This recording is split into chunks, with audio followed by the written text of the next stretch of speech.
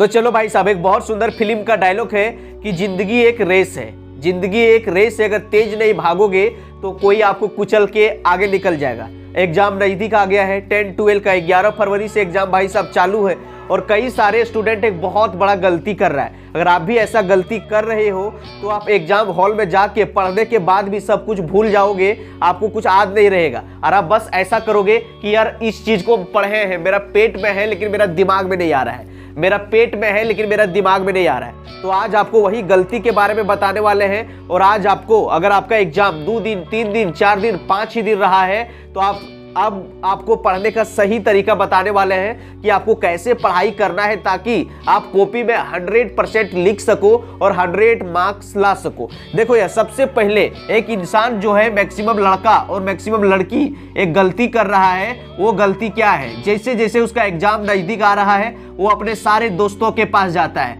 और उसको नोट्स मांगा, उसको नोट्स मांगा, उसको नोट्स मांगा, नोट्स ला ला के पूरा देखता है कि VVI कौन है, VVI कौन है। अब वो छापने के लिए स्टार्ट कर दिया। देखो भाई साहब, ऐसा गलती बिल्कुल मत करो, ऐसा गलती बिल्कुल मत करो। चुपचाप जो आपका टीचर आपको लिखाया है, सिखाया है, टीचर पर भरोसा रखो, टीचर पर अपना भरोसा रखो और अपना टीचर का ही नोट्स पढ़ो, ना कि इसको मांगो उसको मांगो, यहाँ जाओ वहाँ जाओ। अगर इस तरह से करोगे तो आप कंफ्यूज हो जाओगे, कुछ नहीं कर पाओगे। और दूसरा काम करना है कि भाई साहब आपको सिलेबस पर फोकस करना है। पढ़ो वही जो एग्जाम के लिए सही, सब चीज मत पढ़ो। इतना मोटा मोटा किताब है, अब आप पढ़ने जाओगे तो आप कंफ्यूज हो जाओगे। इसीलिए देख लो कि कौन कौन टॉपिक इंपॉर्टेंट है जो टीचर लिखाया है कि भाई साहब ये VVI है, और देख लो कि सिलेबस में कौन कौन चैप्टर दिया गया है, उसी को पढ़ो। ऐसा नहीं कि यार 14 चैप्टर है मेरा सिलेबस में, 16 चैप्टर है, सबको पढ़ रहे हैं। देखो यार, हुआ क्या है, बहुत सारा चैप्टर को रिमूव कर दिया है तो उसको आराम से छोड़ दो, उसको पलट के भी मत देखो और वही चैप्टर पढ़ो जो ज्यादा स्कोरिंग है, जिससे ज्यादा नंबर का क्वेश्चन आता है और जो टॉपिक इंपॉर्टेंट है। ये काम जरूर किया करो भाई साहब। और आपको तीसरा काम करना है कि आपको PYQ, जी हाँ PYQ जितना हो सके 10 साल कम से कम, नहीं तो कम से कम 5 साल का PYQ सॉल्व करो।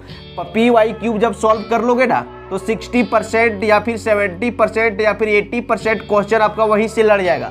आप देखना, क्वेश्चन बैंक पलटा के देखना 1 साल 2 साल 3 साल छोड़ के वही सारा क्वेश्चन जो है रिपीट होते रहता है। अगर आप 10 साल का क्वेश्चन बैंक अगर कंप्लीट कर लोगे, सारा क्वेश्चन को बना लोगे, चार्ट डालोगे, तो आपका 60 70 80% क्वेश्चन वहीं से लड़ जाएगा। इधर उधर से ज्यादा आपको पढ़ने का जरूरत नहीं है। तो पढ़ो वही जो एग्जाम के लिए सही। एक बहुत सुंदर कहावत भी है ना कि सिर्फ मेहनत करने से नहीं, सही दिशा में मेहनत करने से आपको कामयाबी मिलती है। इसीलिए सही दिशा में मेहनत करो। और भाई साहब आपको चौथा काम करना है कि जितना स्कूल में, कॉलेज में, ट्यूशन में टेस्ट लिया है, सारा टेस्ट का क्वेश्चन को एकदम प्रैक्टिस करो, सबको बना डालो। क्योंकि ट्यूशन, कॉलेज, स्कूल में टेस्ट जो टीचर लेता है वही टॉपिक से लेता है जो इम्पोर्टेंट है, जिससे बार बार परीक्षा पूछा गया है। तो ये सब आपको कंप्लीट कर लेना है, इसको छोड़ना नहीं है। और भाई साहब आपको अगला काम करना है कि मॉडल पेपर, जी हाँ मॉडल सेट या तो सैंपल पेपर जितना निकला है सबको चार्ट डालो, एक भी क्वेश्चन को मत छोड़ो। अगर आप मॉडल सेट कंप्लीट कर लोगे, कई सारे बार देखा गया है कि मॉडल सेट से ही कुछ क्वेश्चन उठ के चला आता है। तो ये सब काम करो और जो टॉपिक आप पढ़ते हो कम से कम उसको 4 से 5 बार उसको रिवीजन किया करो। जी हाँ, 4 से 5 बार उसको लिख के और बोल के पढ़ा करो। जब आप लिख के बोल के पढ़ते हो तब जाके वो आपका ब्रेन में फिट होता है और वो आप भूलते नहीं हो। और सिर्फ देखोगे कि नहीं यार इस तरह से खाली 4 बार रट्टा मार लिए, 4 बार पढ़ लिए, उसके बाद याद हो जाएगा, एग्जाम हॉल में जाके भूल जाओगे, कुछ भी आपको याद नहीं आएगा। और जो चीज आप लिख के बोल के पढ़ते हो वो आपका दिमाग 70-80% कैप्चर कर लेता है, याद कर लेता है और कभी भूलोगे नहीं। तो सबसे पहले जो टॉपिक इंपॉर्टेंट है उसको 3 से 4 बार हाथ रख के पढ़ लो और लगने लगे कि हमको याद हो गया है तो आराम से एक ब्लैंक पेज को पलटाओ और उसमें अपने भाषा में, देहाती भाषा में सारे प्रश्नों का उत्तर लिखने का कोशिश करो। अगर इस तरह से पढ़ाई करोगे तब आपका ब्रेन में फिट होगा और आप कभी भूलोगे नहीं।